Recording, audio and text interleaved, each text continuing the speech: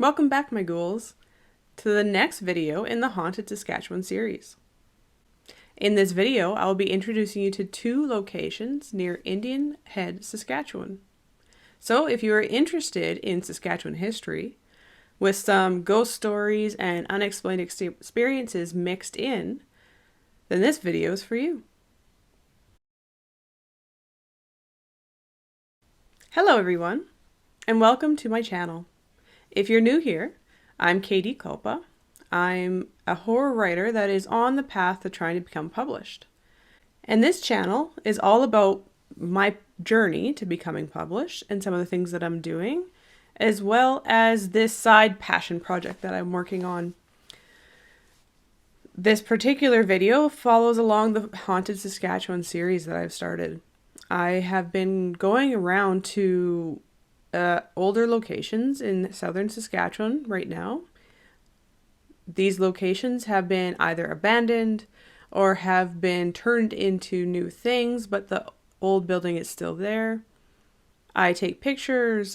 If there's people around to interview, I ask questions. I take video clips, as well as I research into the actual history behind the location to try and get an idea, one, if the stories are true, if we can try and collaborate who the ghosts are that are potentially haunting the location, as well as just find out more about the location itself.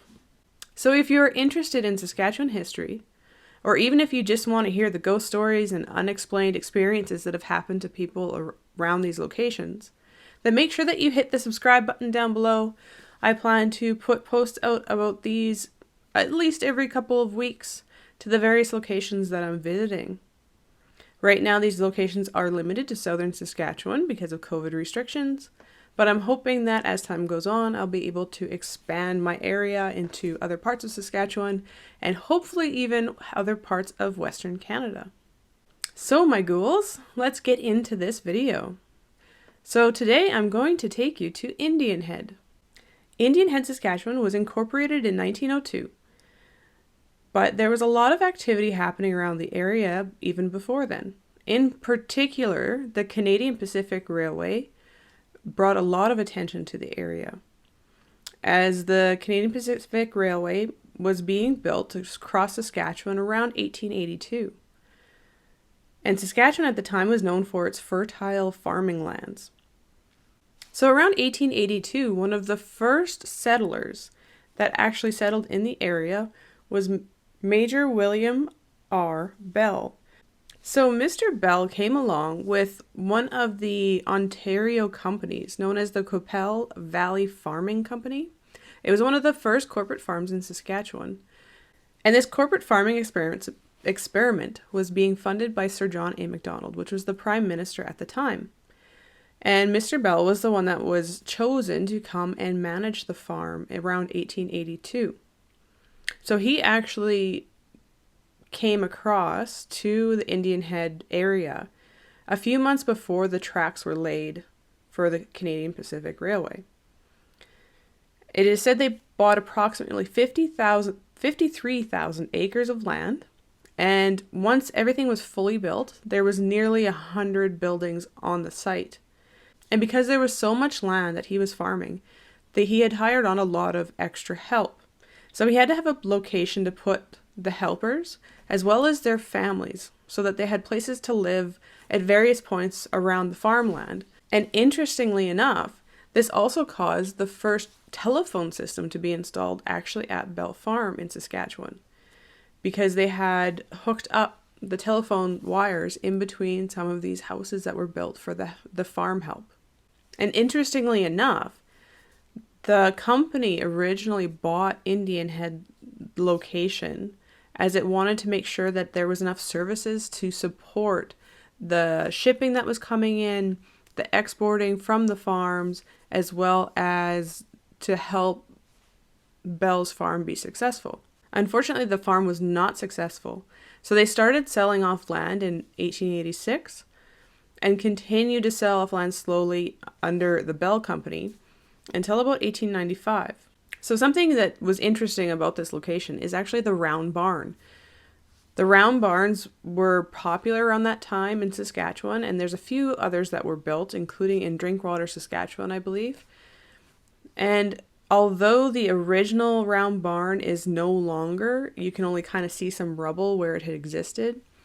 They did actually decide to move as much of the original material to rebuild the round barn for the Bell Barn Society near Indian Head. And it's really close to the original location, but they had to move it over because the original homestead had been sold, the house had been removed, and the barn had been removed.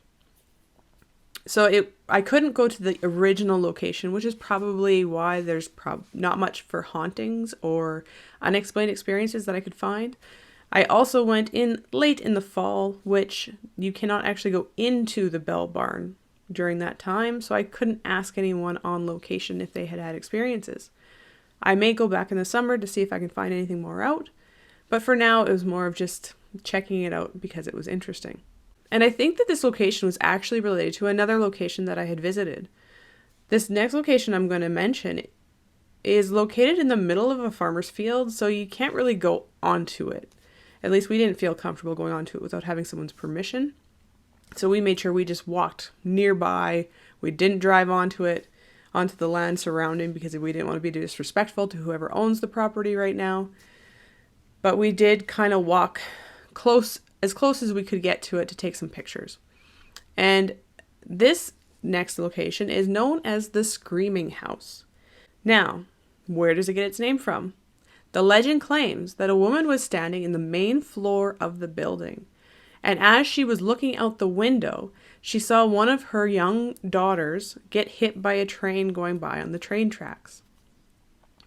And they say that in her mourning and her pain of going through this experience, she made her husband actually brick up the windows on the south facing side of the house so that she wouldn't have to look at the tracks ever again. And then that way she wouldn't have to relive the horrible experience every time she looked out the window. Now, they say that when you go to the Screaming House and you go into the Screaming House at night when a train is passing by and stand in the main floor near where that window is boarded up, that you can actually hear the woman screaming for her child.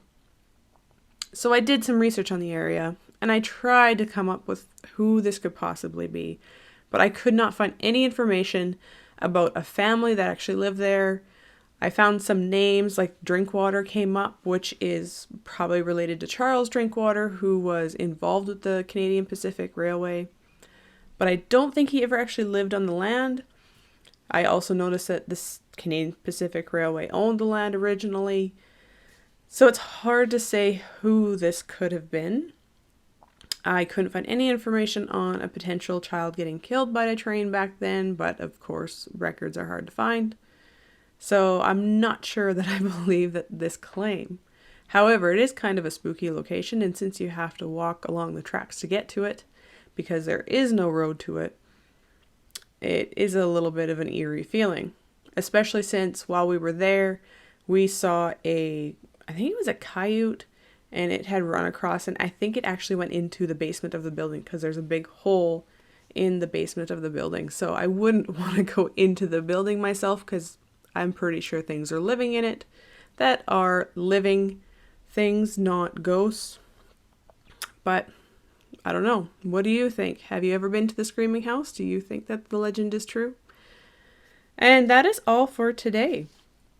So next time I'm actually going to be moving to some locations in Regina. And some of these are going to be including interviews and live tours of the location. So I'm really excited about them. So make sure that you like this video and you subscribe if you want to be able to get notified of when these next videos come up.